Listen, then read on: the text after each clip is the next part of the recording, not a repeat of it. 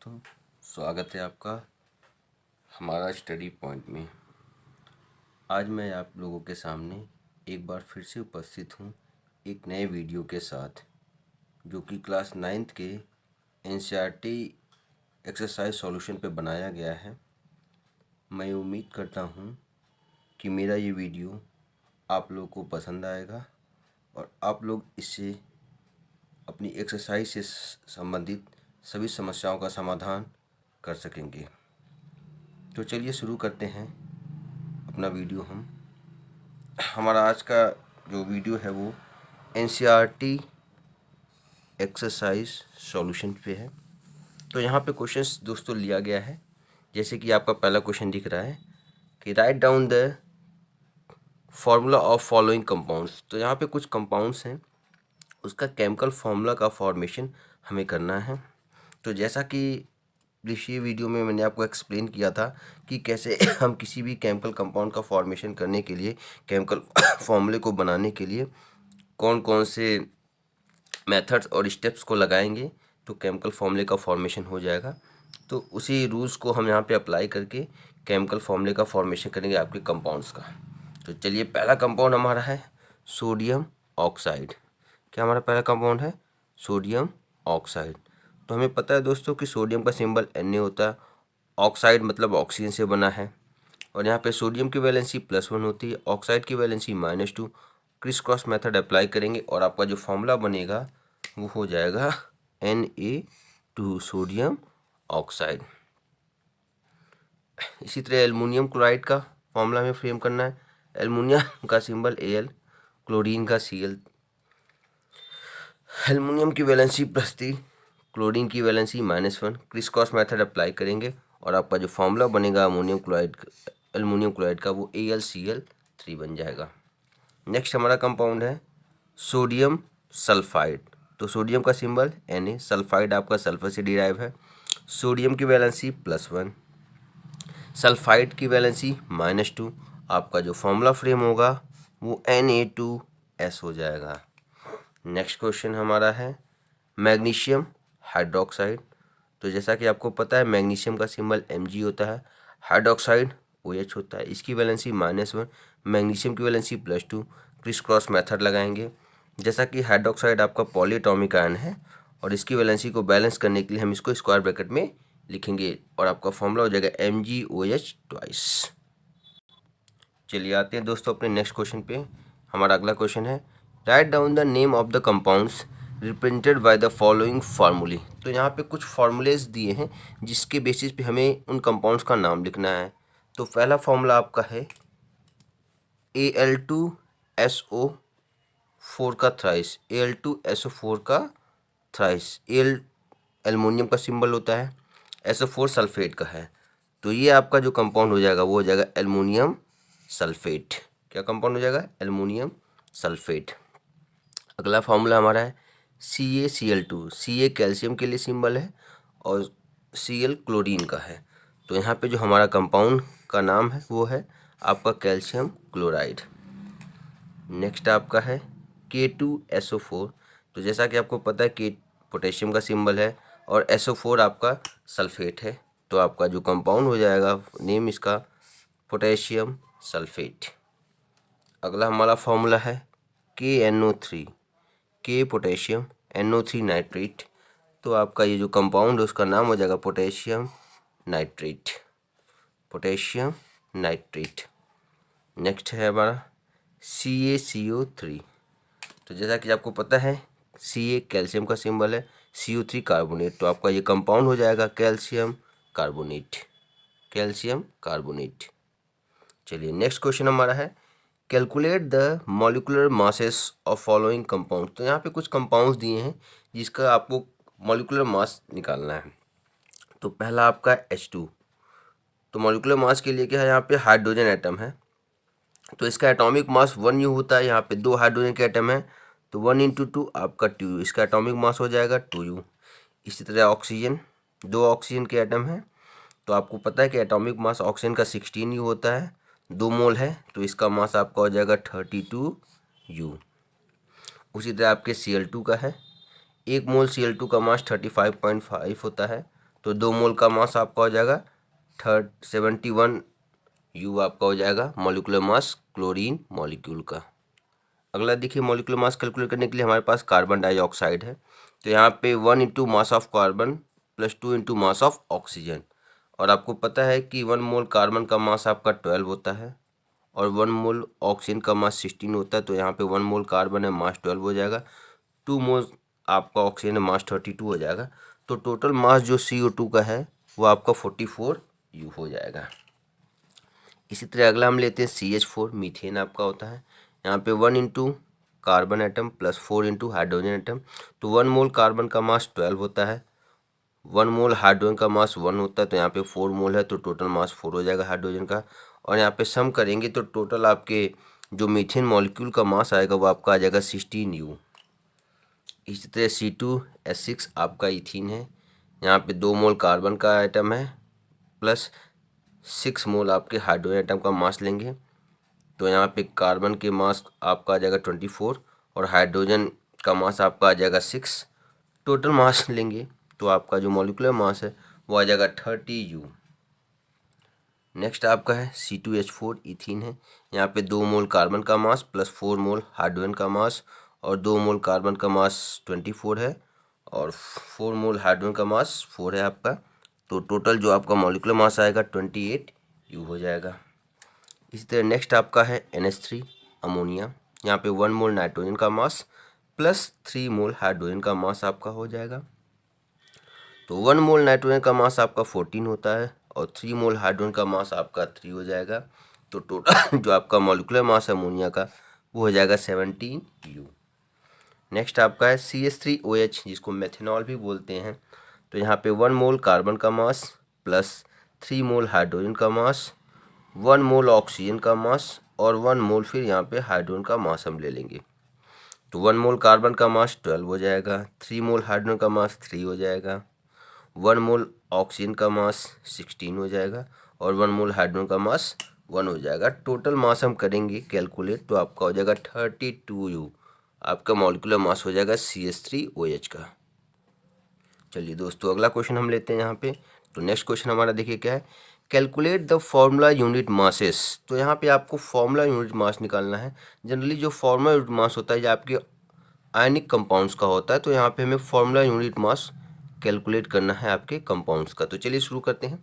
तो पहला कंपाउंड आपका ZNO है, जिंक ऑक्साइड है। तो यहाँ पे formula unit mass of ZNO equal to आपका हो जाएगा atomic mass of zinc plus atomic mass of oxygen.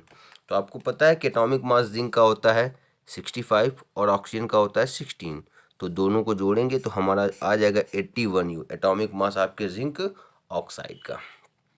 चलिए नेक्स्ट हमारा है Na2O सोडियम ऑक्साइड।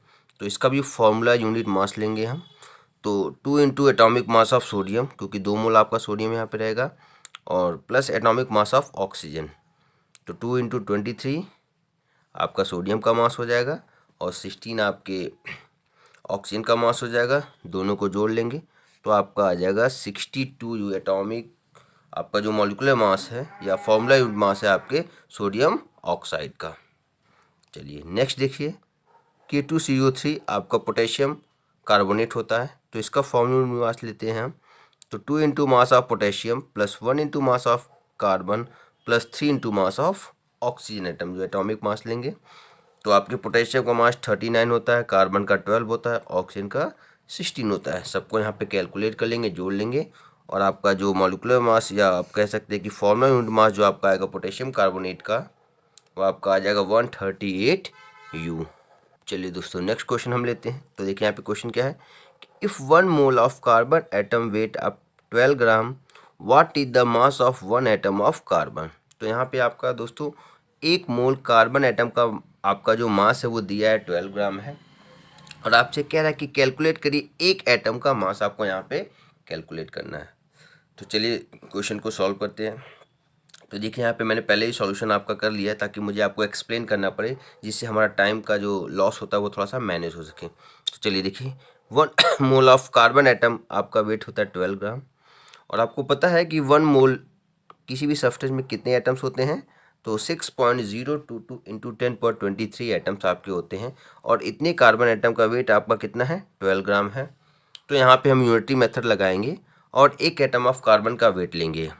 तो यहाँ पे 12 ग्राम को हम डिवाइड करेंगे 6.022 इंटू 10 पर 23 और डिवाइड करने के पास आपके पास आंसर जो आएगा वो देखिए मैं हाईलाइट कर रहा हूँ यहाँ पे, ये आपका हो जाएगा 1.9962 इंटू 10⁻23 ग्राम। ये आपका हो जाएगा mass of one carbon atom. चलिए अगला क्वेश्चन लेते हैं दोस्तों।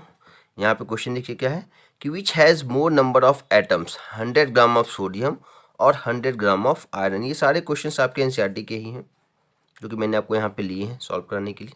तो यहाँ पे कह रहा है कि किस में ज़्यादा नंबर ऑफ एटम्स होंगे, 100 ग्राम ऑफ सोडियम या 100 ग्राम ऑफ आयरन में। तो चलिए सॉल्व करते हैं। देखिए क्या दिया है यहाँ पे दोस्तों, एटॉमिक मास। आपको पता है कि सोडियम का एटॉमिक मास आपका होता है 23 और आयरन का एटॉमिक मास 56 होता है। तो यहाँ पे हम दोनों का मोल्स निकाल लेंगे, सोडियम का अलग से मोल निकाल लेंगे और आयरन का अलग से मोल निकाल लेंगे। तो जिसके मोल्स ज़्यादा होंगे उसके नंबर ऑफ एटम्स भी क्या होंगे, ज़्यादा होंगे।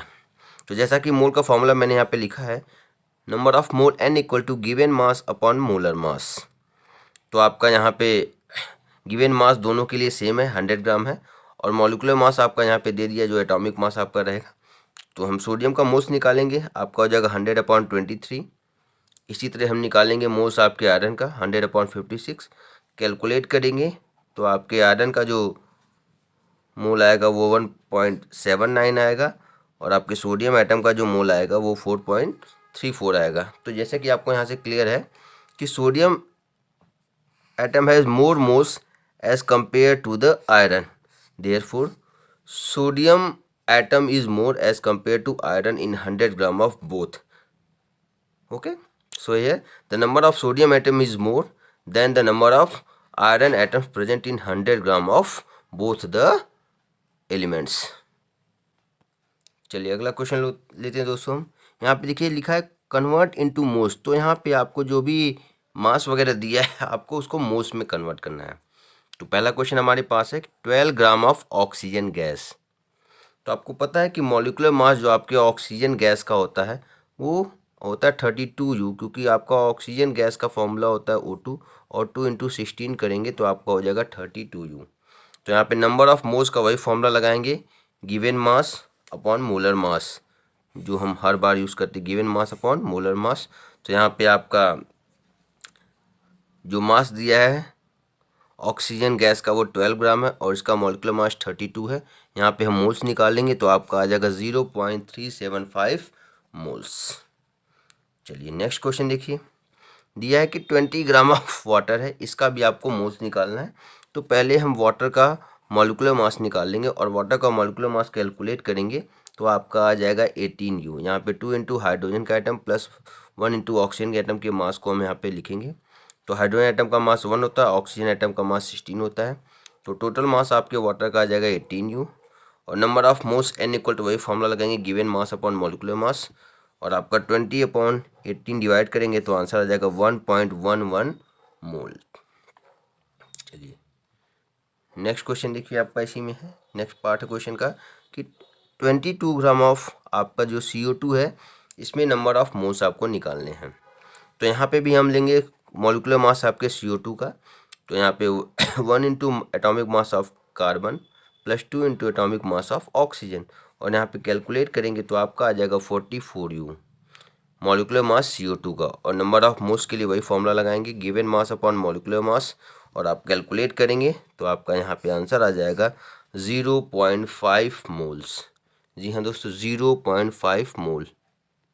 चलिए दोस्तों अगला क्वेश्चन लेते हैं। देखिए यहाँ पे दिया है नेक्स्ट क्वेश्चन, कह रहा है आपका calculate the number of molecules of sulphur acid present in 16 gram of solid sulphur.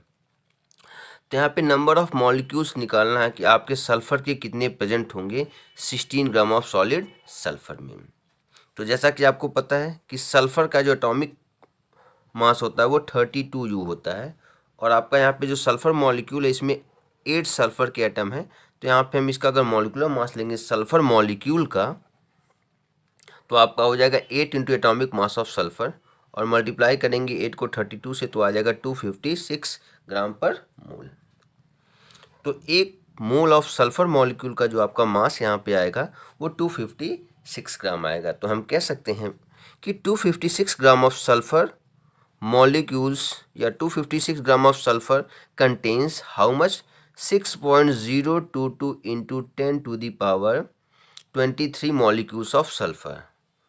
So 1 gram of sulfur molecule contains number of molecules. 1 gram of sulfur contains molecule how much sulfur?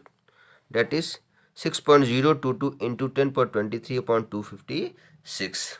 Therefore, since by you applying the unity method आपको 1 ग्राम का पता चल गया है, तो 16 ग्राम या जितने ग्राम का भी आपका पूछ रहा है तो वहाँ पे हम सिंपली मल्टीप्लाई कर लेंगे। क्या कह सकते हैं कि 16 gram of sulphur molecules equal to contain how much sulphur molecules?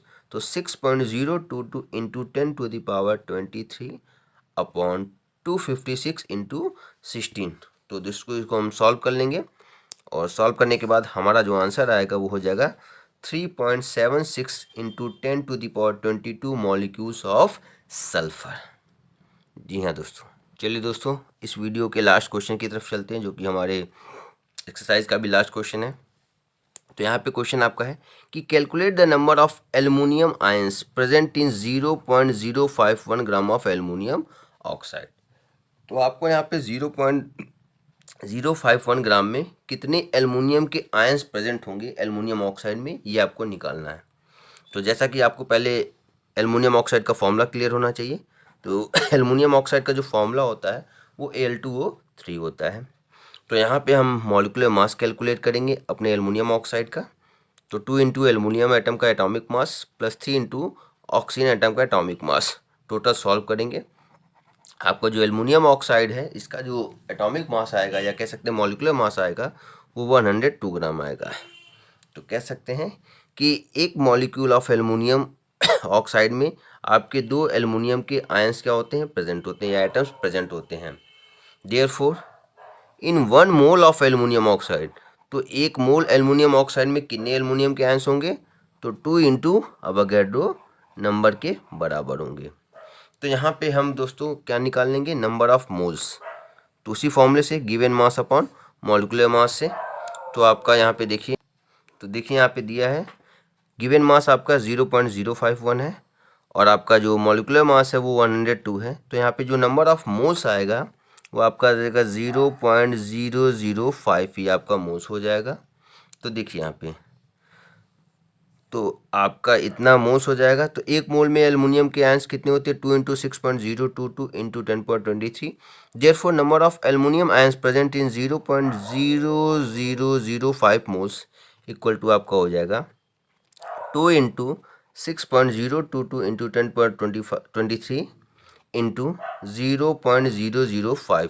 तो दोस्तों इसको हम सॉल्व कर लेंगे तो आपका आंसर जो आ जाएगा वो क्या हो जाएगा? 6.022 into 10 to the power 23 aluminium ions present in 0.051 gram of aluminium oxide. तो दोस्तों आज के लिए बस इतना ही।